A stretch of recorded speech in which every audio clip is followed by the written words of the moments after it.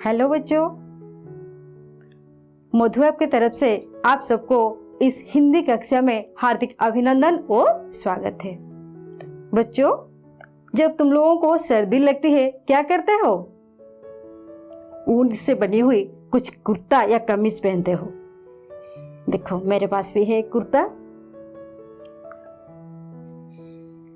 कैसा लगता है? अच्छा है ना, जो ऊन से बुनी हुई है।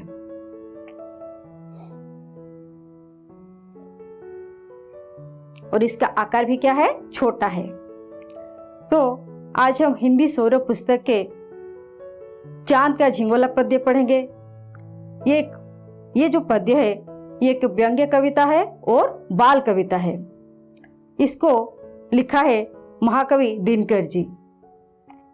क्या लिखा है? चंदा मामा एक दिन अपने माँ के पास जाकर बैठ जाते हैं और हट करते हैं, माँ मेरे लिए भी एक कुर्ता ला दो। कैसे हट करते हैं चलो देखेंगे। पढ़ने से पहले हम कवि जी के बारे में जानेंगे। देखो इधर चंदा मामा क्या कर रहे हैं? अपने माँ के पास बैठे हुए हैं। मतलब वो तो बैठ नहीं सकते, आसमान है, आसमान में है वो क्या कर रहे हैं? झिंगोला के लिए हट कर रहे हैं।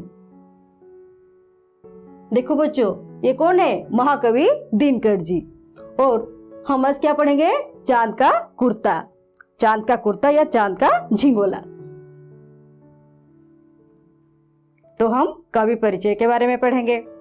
रामधरी सिंह दिनकर जी का जन्म 30 सितंबर 1908 को सिमरिया घाट मुंगेर, जो कि बिहार में है, तब वहां हुआ था। और उनके पिता थे रवि सिंह और माता का नाम था मनरूपा देवी। छात्रावस्था में ही दिनकर जी का ओजस्वी कवि रूप सामने आ गया। उन्हें शौर्य और वीरता का कवि भी माना जाता है। पद्य और गद्य दोनों लिखने में ही वो प्रसिद्ध थे। देखो रेणुका, उर्वशी, हुंकार, रश्मिरथी, रसवंती, कुरुक्षेत्र, बापू, दिल्ली इत्यादि। और ये जो उर्वशी महाकाव्य है, उर्वशी महाकाव्य के लिए उन्हें ज्ञानपीठ पुरस्कार मिला था। उर्वशी महाकाव्य के लिए उन्हें क्या मिला था? ज्ञानपीठ पुरस्कार मिला था।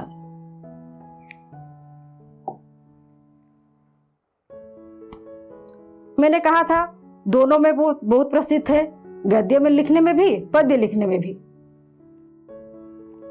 गद्य लिखने में भी वो प्रसिद्ध थे। देखो उनके कुछ गद्य ग्रंथ हैं।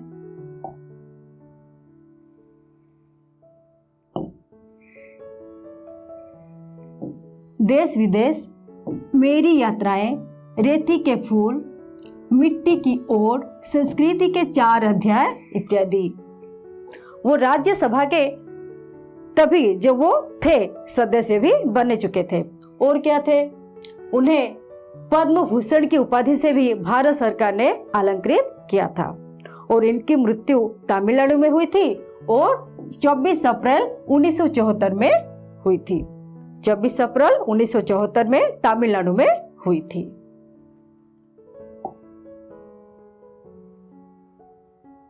तो बच्चों, मैं आप लोगों को सुनाऊंगी चांद का झिंगोला पद्य।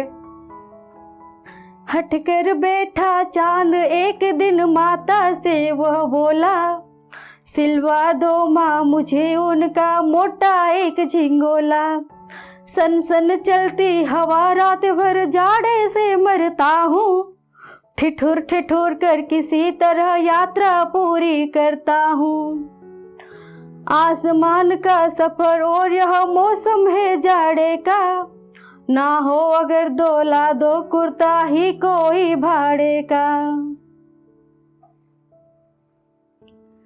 बच्चे की सुन बात कहा माता ने, अरे सलोने, कुशल करे भगवान लगे मत तुझको जादू टोने। जाड़े की तो बात ठीक है पर मैं तो डरती हूँ, एक नाप में कभी नहीं तुझको देखा करती हूँ।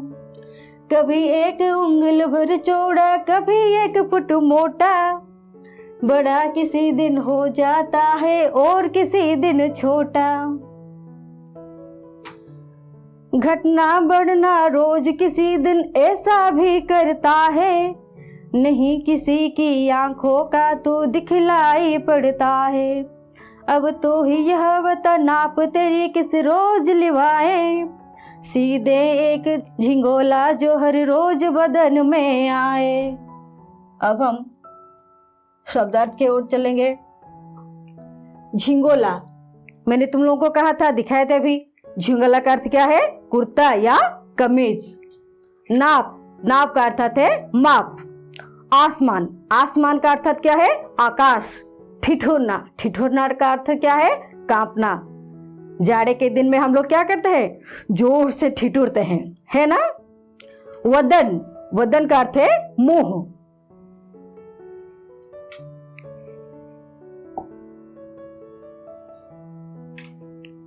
सफर, सफर का अर्थ है यात्रा। मौसम, मौसम का अर्थ है ऋतु। जाड़ा, जाड़ा का अर्थ है शीत।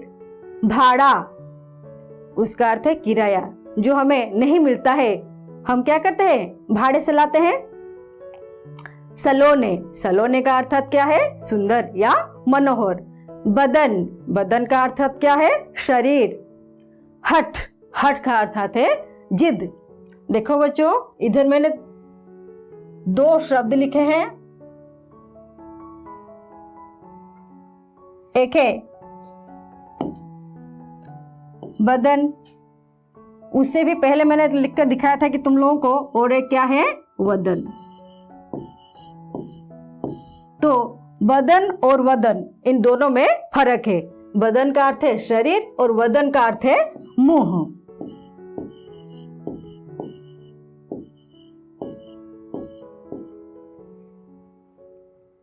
चलो बच्चों, इसका भावार्थ के ओर चलेंगे। तो चंदा मामा क्या करते हैं? अपने माँ के पास जाकर हट करते हैं। क्या करते हैं? जैसे कि आप लोग हट करते हो ना। हाँ, हट करते हो। कुछ चीज की अगर जरूरत पड़ती है तो क्या करते हो? अपने माँ के पास जाते हो, अपने पिताजी के पास जाते हो और जाकर हट करते हो, मुझे ये चीज चाहिए। ठीक उसी तरह चंदा मामा भी अपने माँ के पास जाकर बोलते हैं, माँ मेरे लिए भी एक मोटा सा कुर्ता सिला दो, ताकि मैं पहनकर आसमान का जो इतना लंबा सफर है ना, मैं पूरी कर सकूं। नहीं तो मैं क्या करता हूँ? जाड़ से ठिठुरता हूँ, कांपते हुए आसमान का यात्रा पूरी करता हूँ। अगर तू मेरे लिए कुर्ता नहीं ला सकती तो क्या करना है तुम्हें? भाड़े से ही ला दो। जब जाड़े के दिन चले जाएंगे, मैं क्या करूंगा? उसको वापस कर दूंगा। तुम सबको तो अच्छी तरह से पता है बच्चों, सूरज की तरह चंदा मामा भी पूरब दिशा में आते हैं और सुबह होते ही पश्चिम की ओर चले जाते हैं। इतनी सारी बात सुनकर चंदा मामा के माँ क्या बोलते हैं? देखो कि ये क्या है? चंदा मामा के माँ कहती है। क्या कहती हैं? देख रहे हो ना बच्चों, चंदा मामा से उनके माँ कहती है। क्या कहती हैं? मेरा प्यारा सुंदर चंदा, भगवान तुझे हमेशा कुशल रखें, किसी की भी जादू टना ना लगे, मतलब किसी की भी बुरी नजर ना लगे। मुझे पता है तुझे जोर से सर्दी लग रही है। सर्दी की तो बात ठीक है, पर मैं तो सोच रही हूँ, मैं तो डर रही हूँ कि इस नाप से जो एक झिंगोला सिलवा दूं जो तू हर रोज पहन पाए, क्योंकि तेरा जो आकार है हर रोज बदलता रहता है। कभी उंगल भर चौड़ा हो जाता है, कभी 1 फुट मोटा हो जाता है, कभी बड़ा हो जाता है, तो कभी कभी दिखाई भी नहीं देता है। तुम लोग को अच्छी तरह से पता है बच्चों, अमावस का दिन है जो चांद हम लोग को दिखाई नहीं देते हैं, और पूर्णिमा के दिन तो क्या हो जाता है? गोल मटोल हो जाता है। तो माँ परेशान हो जाती है। चिंतित अवस्था में वो अपने बेटा से पूछते हैं, तो चंदा या चांद, तू ही मुझे बता, मैं कौन से नाप से एक कुर्ता सिलवा दूं जो तू हर रोज पहन पाएगा, क्योंकि तू हर रोज घटता बढ़ता है, क्योंकि हर रोज तेरा नाप परिवर्तन होता है। तो बच्चों, इस पद्य से हम लोग को क्या शिक्षा मिली? हम लोग को यह शिक्षा मिली कि सदा अस्थिर के लिए कुछ भी नहीं किया जा सकता है। जो हमेशा अस्थिर रहते हैं, चाहे लाख कोशिश करो, हम कुछ भी नहीं कर सकते हैं। इधर कुछ प्रश्नों के उत्तर लिखने के लिए दिया गया है। तो बच्चों देखो, चंदा मामा क्यों और किसके पास हट करते थे? चंदा मामा क्यों हट करते थे और किसके पास हट करते थे? अपने मामा के पास, मतलब अपने माँ के पास जाकर हट करते थे। और किस चीज के लिए? माँ के पास जाकर हट करते थे।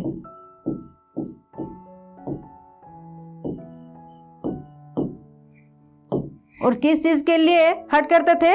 एक झिंगोले के लिए हट करते थे।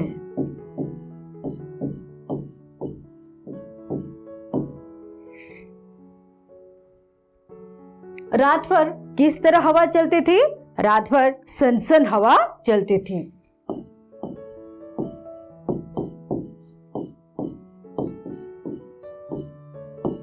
मैं सिर्फ एक ही शब्द में इधर लिख रही हूं, तुम सब अपने उत्तर पुस्तिका में पूरी वाक्य में लिखना।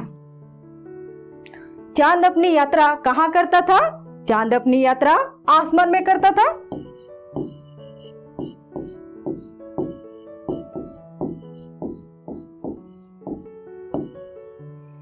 चांद का झिंगोला कविता के कवि कौन है?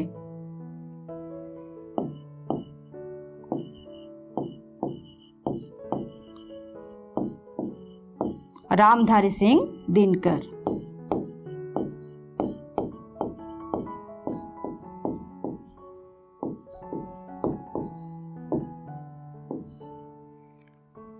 और एक बात बच्चों, हिंदी में हम लोग क्या करेंगे? शिरोरेखा अवश्य खींचे। अब हम कुछ विलोम शब्द के बारे में जानेंगे। मोटा, पतला,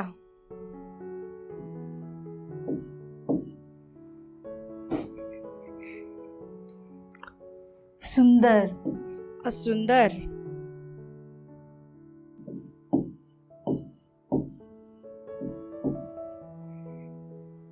मंगल का अमंगल,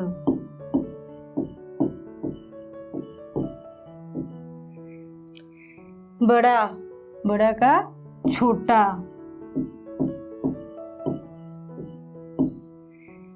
दिन, दिन का रात।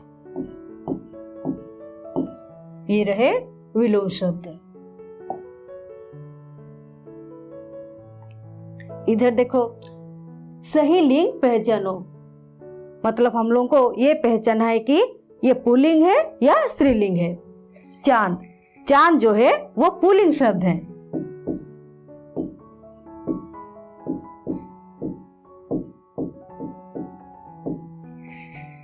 माता, माता जो है वो स्त्रीलिंग शब्द है।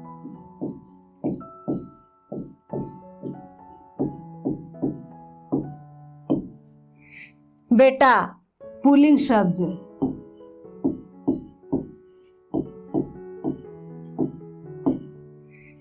भगवान, पुल्लिंग शब्द।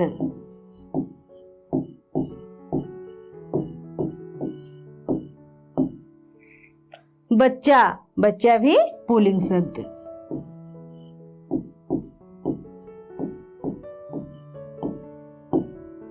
कई सारे शब्द हैं, तुम भी ढूंढो और अपने उत्तर पुस्तिका में लिखो। अब देखेंगे समानार्थी शब्द। चांद, चांद का समानार्थी शब्द भी है।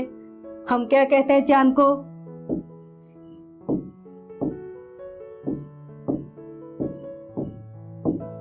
चंद्रमा भी कहते हैं और शशि भी कहते हैं।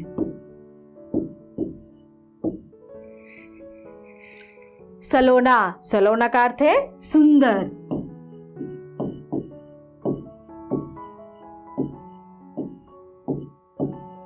मनोहर,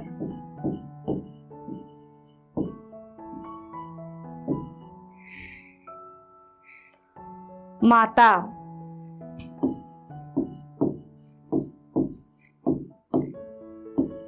जननी, माँ। में यहाँ बहुत सारे शब्द हैं, आकाश। आकाश का समानार्थी शब्द क्या है? नभ, गगन, अंबर आदि। आंख, नेत्र, चक्षु, नयन इत्यादि।